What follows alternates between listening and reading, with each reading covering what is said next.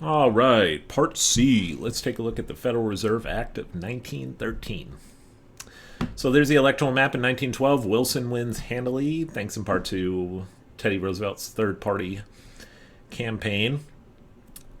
Woodrow Wilson is a Democrat. He's the first Southern president in the White House since before the Civil War.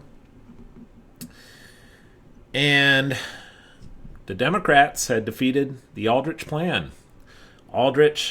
Senator Aldrich from Rhode Island had a plan for national reserve associations and regional reserve centers and a national currency. It'll be banker run, and it's killed by the Democrats.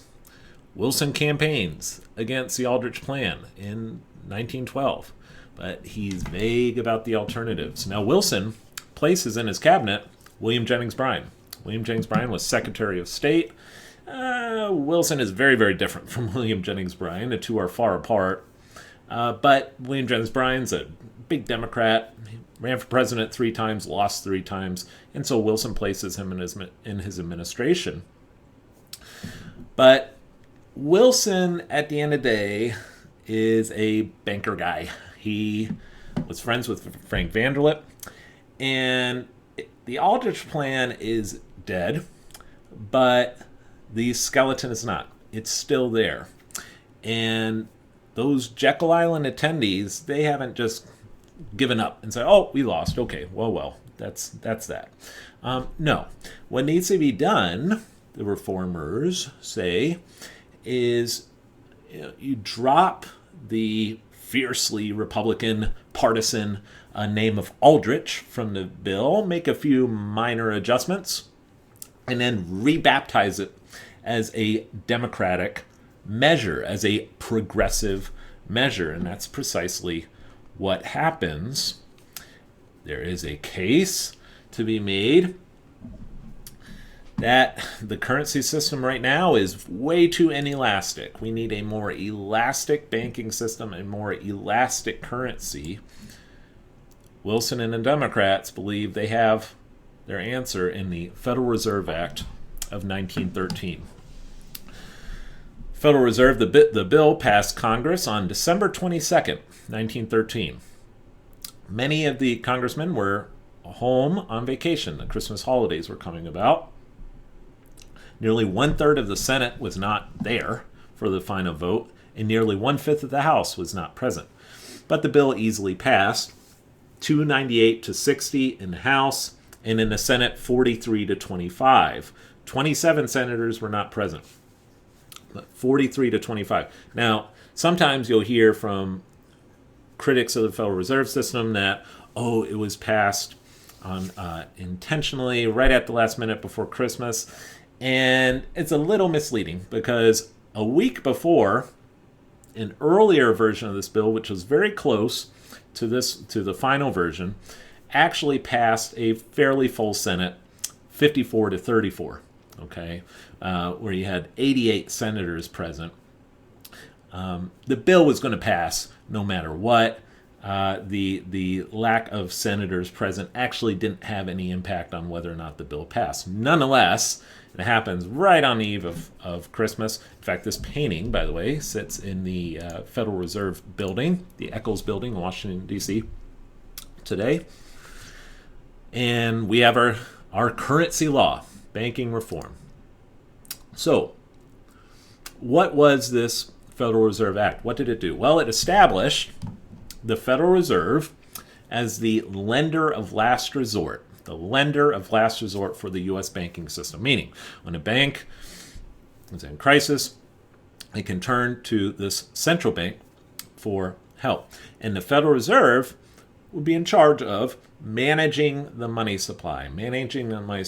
Now, the following lecture, for Lecture 31, I'm going to detail the ins and outs of how the Federal Reserve functions. I'm not going to do that this lecture. I'm just going to kind of do the basics here, talk about the 1913 law, and we'll save a more in-depth look at how the Federal Reserve manages the money supply for Lecture 31. But know that the Federal Reserve was meant from the beginning to manage the money supply of the country.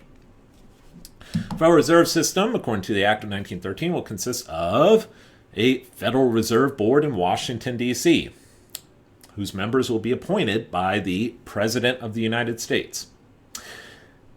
But also 12 regional Federal Reserve banks whose board of directors will be appointed by the banking industry, or at least 6 of the 9 members on the board of directors of each of these Federal Reserve banks will be appointed by the banking industry. 3 of the 9 will be appointed by the Federal Reserve Board in Washington, D.C. But these 12 regional banks are private institutions, okay? And here's where they are located. Well, these are the 12 regional Federal Reserve banks. Next video, I'll go into some greater detail about what this means, private, because they're not fully private in the sense that we would think of it for a usual corporation, but certainly not a public institution either. It's a sort of a strange, sort of quasi-private, federally created instrumentality. We'll get to that later. All right, under the Federal Reserve Act, all national banks, remember the national banking system, all national banks were required by law to become members of the Federal Reserve System. What did that mean? What does it mean to be a member of the Federal Reserve System? That means that they had to own stock in their regional Federal Reserve Bank. So you have all of these different banks, and if you were a former national bank and your headquarters are in San Francisco, you need to buy stock, purchase stock in this 12th District Bank. And the amount of stock you had to buy depended on the amount of capital your bank had. Owning stock in a regional Federal Reserve Bank, and you also had to keep a percentage of your reserves at that regional Fed bank. And so this made you a member bank. You own stock. By the way, the stock is, I'll go into more detail about this in the next video. Stock is non-transferable, so that's quite different from stock in the way we picture it. You can't buy and sell this stock. But they received dividends from it, 6% dividend.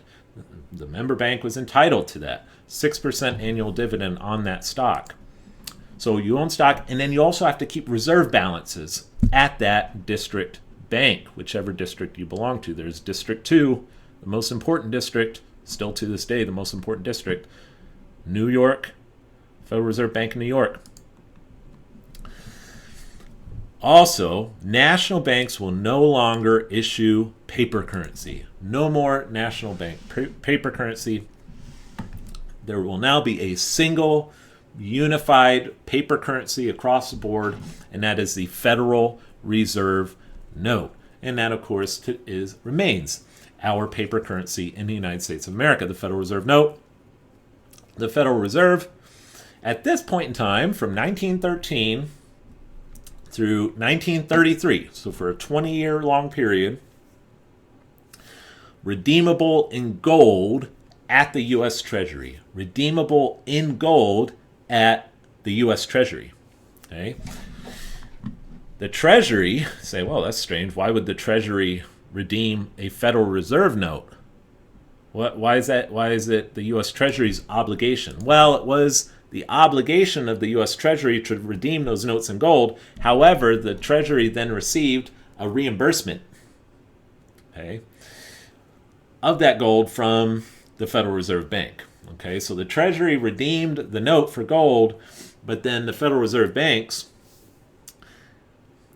the Treasury would redeem the note, take the note, and then present it to the Federal Reserve Bank, whichever it had been issued from, and that Federal Reserve Bank was then charged with reimbursing the U.S. Treasury. It's a bit of a strange setup, but that's how it was. Okay, doesn't work like that any longer, but that's how it was between 1913 and 1933. So here are the notes. This is the inaugural Federal Reserve note issue. Oh, there he is, Andrew Jackson. I'm sure Andrew Jackson would have been very, very proud to be on the $10 Federal Reserve note. Maybe not so much. and notice the language here, the United States of America will pay to the bearer on demand $10. So this note is an obligation of the federal government. The United States of America will pay to the bearer on demand $10.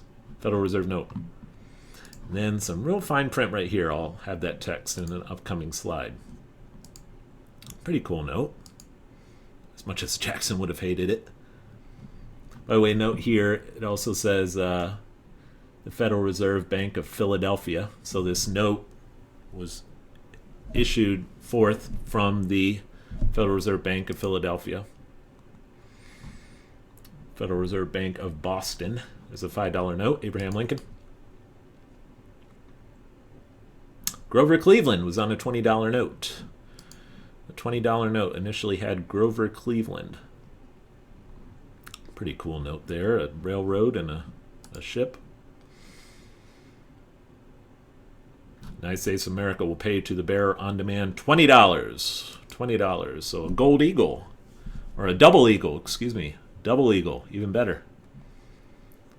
Ulysses S. Grant on the $50 note. Benjamin Franklin, Federal Reserve note, United States of America will pay to the bearer on demand $100. John Marshall on the $500 note. John Marshall, of course, was the Supreme Court Justice who ruled the Bank of the United States to be constitutional back in 1819 in McCulloch versus Maryland. By the way, on the back of this note, we see Hernan de Soto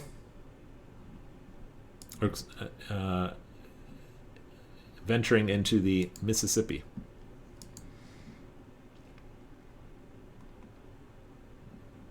Alexander Hamilton on the $1,000 note. Oh man, we're getting high dollars here. Ballin'. $5,000 note, James Madison. There's a picture of George Washington turning in his commission after the Revolutionary War, which is a pretty epic event. Most victorious commanders in military history seized power after winning a war. George Washington very honorably retired to Mount Vernon. And there's a $10,000 note. This was the highest denomination Federal Reserve note. That is Salmon Chase, who was the Treasury Secretary during the Civil War for Abraham Lincoln, and was the man who gave Jay Cooke a monopoly on underwriting the sale of U.S. bonds during the war. There's the Pilgrims on the Mayflower. All right, well, there are some differences from the Aldrich Plan, but they're not substantively different. Okay, the Federal Reserve Act is essentially the Aldrich Plan with a few nominal differences, really. This part is not in the Aldrich Plan.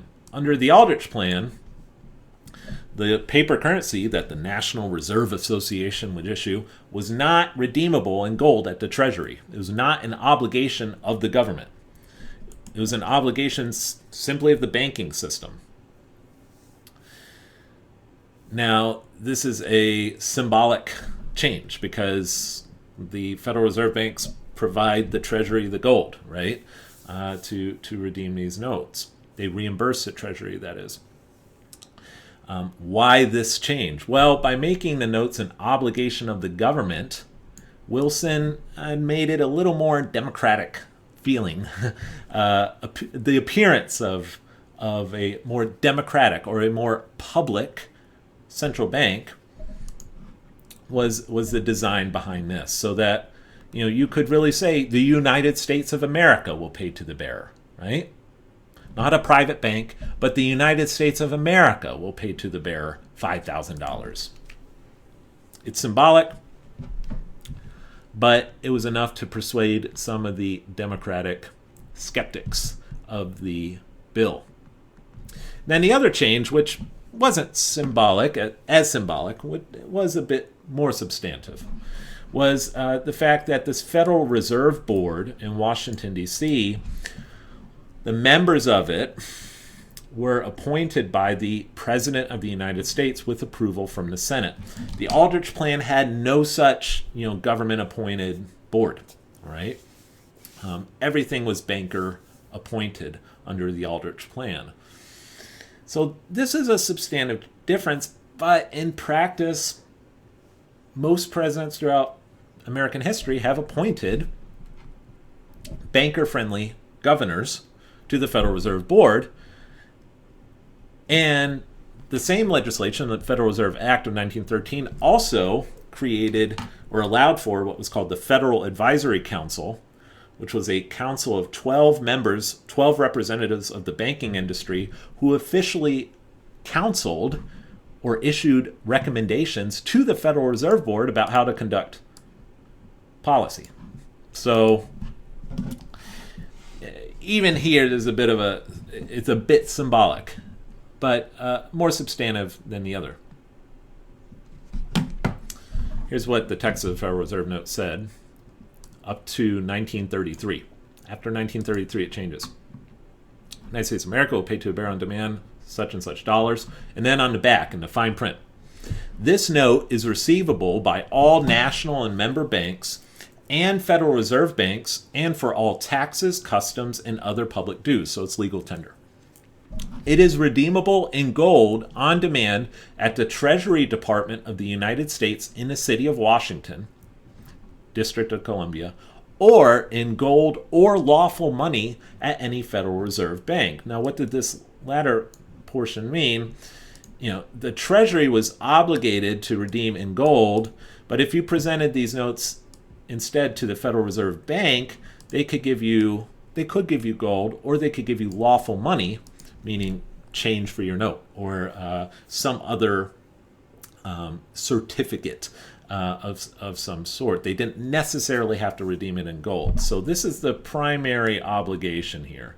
Redeemable in gold on demand at the Treasury Department of the United States. Now, these notes also were furnished or were printed by the comptroller of the currency, who worked at under the direction of the Secretary of the Treasury. So you'll notice on these notes too, and this wouldn't have been under the Aldrich Plan, you'll see, and to this day, Federal Reserve notes include this, the signature of the Secretary of the Treasury, and then the signature of the Treasurer of the United States. They're the ones who are in charge of printing the notes, furnishing the notes. But these notes are not issued forth from the Treasury Department. Okay, the Treasurer furnishes the notes and then gives them to the Federal Reserve Board, and then the Federal Reserve Board, it was up to them then to issue them forth to the different Federal Reserve banks. So if you were a Federal Reserve Bank in New York and you wanted Federal Reserve notes, you made an application to the Federal Reserve Board in Washington. In that application, you presented collateral, right? Collateral adding up to the sum of however many notes you wanted, however many Federal Reserve notes you wanted. Upon presenting that collateral at the Federal Reserve Board, you received Federal Reserve notes. And so the Treasury, it's not issued forth from the Treasury, despite being furnished by the Treasury. It's a distinction, but not one without a difference.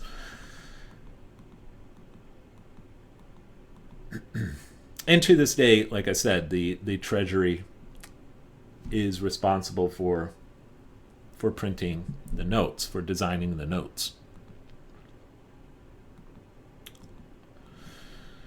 Now, for a short period, for 20 years, individual Federal Reserve banks could also issue and print and create their own banknotes, but this lasted for only 20 years.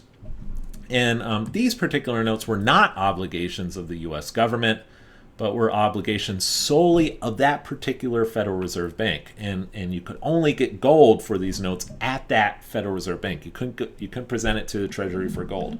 These were short-lived. They were about 20 years, but they're interesting. There's a note of the Federal Reserve Bank of New York. And notice it doesn't say the United States will pay to the bearer. It says the Federal Reserve Bank of New York will pay to the bearer on demand $1. The Federal Reserve Bank of Boston will pay to the bearer on demand $2. Federal Reserve Bank of Atlanta will pay to the bearer on demand $5, and so on. Kansas City. And these were used somewhat, but for the most part,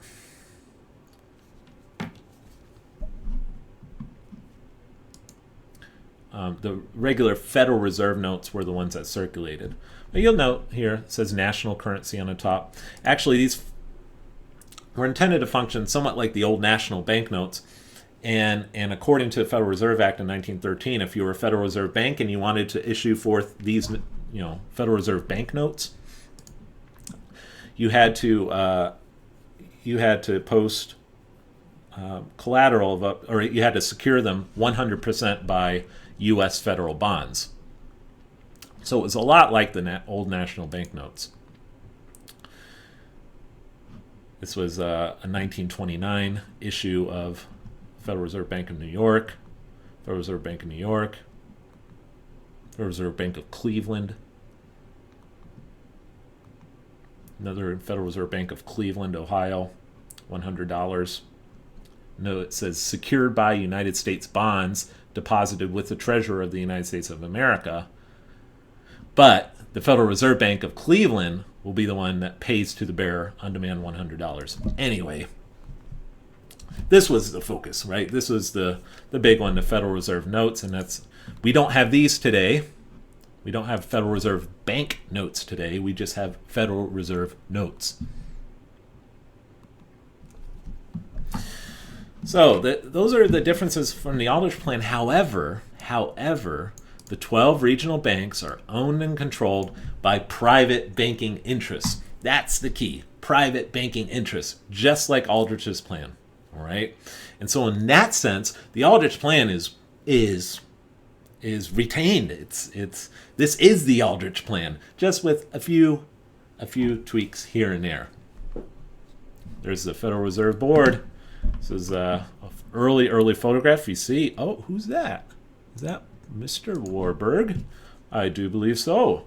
And in fact, Paul Warburg serves on the Federal Reserve Board. See, when I said that this sometimes is this was a nominal difference from the Aldrich Plan as well, because the president, more often than not, is appointing pro-industry members to the Federal Reserve Board. There's Paul Warburg. Paul Warburg served on the Federal Reserve Board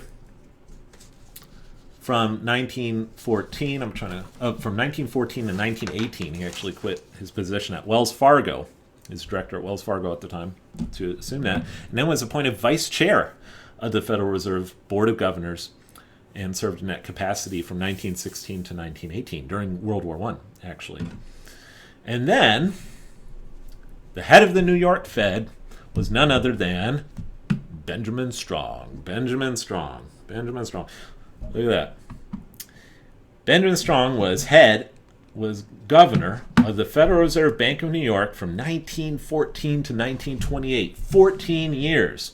Now, we can't blame Wilson for that, because Wilson didn't appoint the president of the New York Fed. The banks in New York appointed the board of directors and the president, or the governor as it was then called, of the Federal Reserve Bank of New York, and they appointed a Morgan man, Benjamin Strong. Jekyll Island attendee. Woo!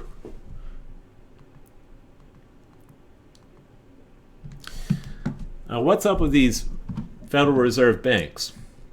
Again, they're private. I'll go into more detail on that for lecture 31. Back in this day, okay, before 1933, 1933 is a big year. We'll do that very shortly in a later lecture. Up till 1933, each Federal Reserve Bank had its own autonomous monetary policy. That's not so today, okay? Today, the FOMC, the Federal Open Market Committee, talk about that later, makes, in Lecture 31, they're the ones who set monetary policy. Before 1933, each individual private regional Federal Reserve district bank set its own monetary policy and conducted its own independent open market operations. Now, what the heck is an open market operation? I'm going to let that hang. I'm going to let that hang and define what I mean by that in Lecture 31. All right, because time is running short for this particular lecture. But because they were so independent, and because the big banks are in New York, the New York Fed was far and away, and still is far and away, the most powerful Federal Reserve Bank. The most powerful Federal Reserve Bank. And at this point in time, before 1933, can't really say this necessarily anymore, although you might be able to make a case. But definitely before 1933, the New York Fed was way more consequential for the monetary system than even the Federal Reserve Board of Washington.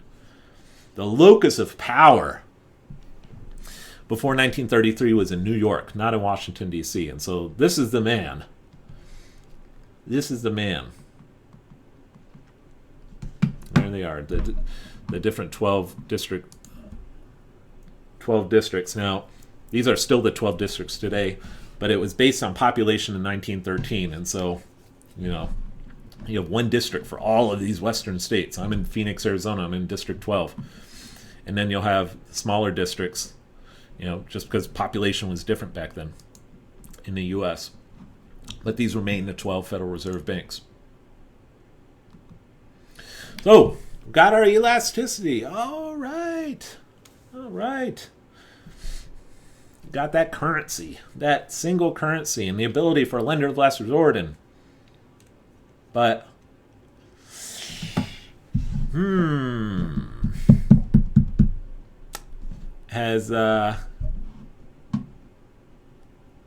did this plan really go away? Was this plan killed off in 1912?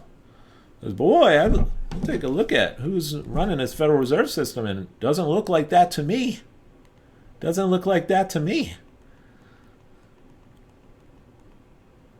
This looks like the Aldrich Plan.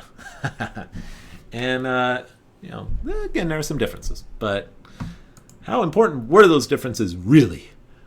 Not all that important.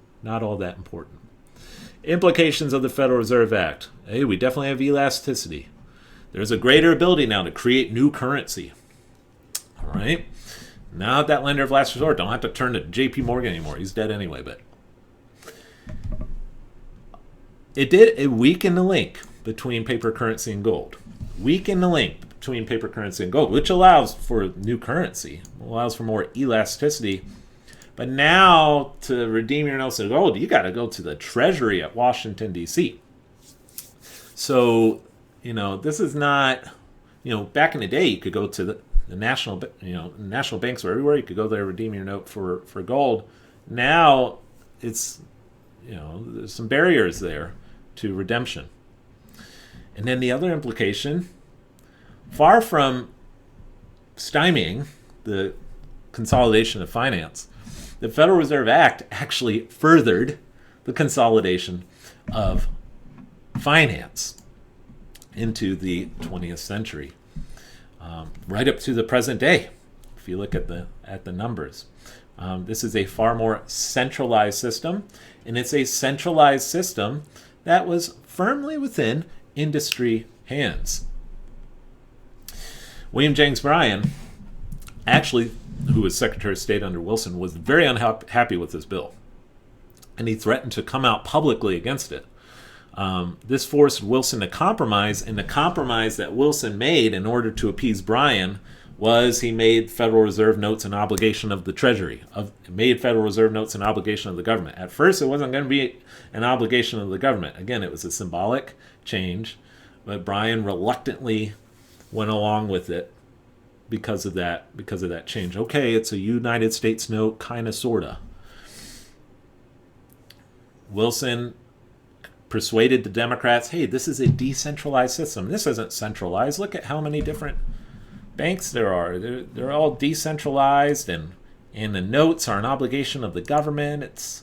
This is a far superior system to the Aldrich Plan. was the Democratic argument. Charles Lindbergh, who I quoted in the previous lecture, he opposed the Albright Plan and he opposed the Federal Reserve Act. He opposed both of them. Charles A. Lindbergh Sr., again, the father of the aviator, not the aviator himself, but the father of him, was a Republican congressman from Minnesota from 1907 to 1917. He later opposed America's entry into World War I. But he gave a speech on the floor of the House just prior to the bill's passage, and this is what he said. This act establishes the most gigantic trust on earth. When the president signs this act, the invisible government by the money power will be legalized. The people may not know it immediately, but the day of reckoning is only a few years removed. The schemiest legislative crime of all the ages is perpetuated by this new banking and currency bill. Later in 1917, Charles A. Lindbergh brought articles of impeachment forward against certain members of the Federal Reserve Board, including Paul Warburg, and charged them in those articles of impeachment, charged them of being involved, quote, in a conspiracy to violate the Constitution and laws of the United States. The articles of impeachment didn't go anywhere, but that was from Charles Lindbergh. So, Lecture 31.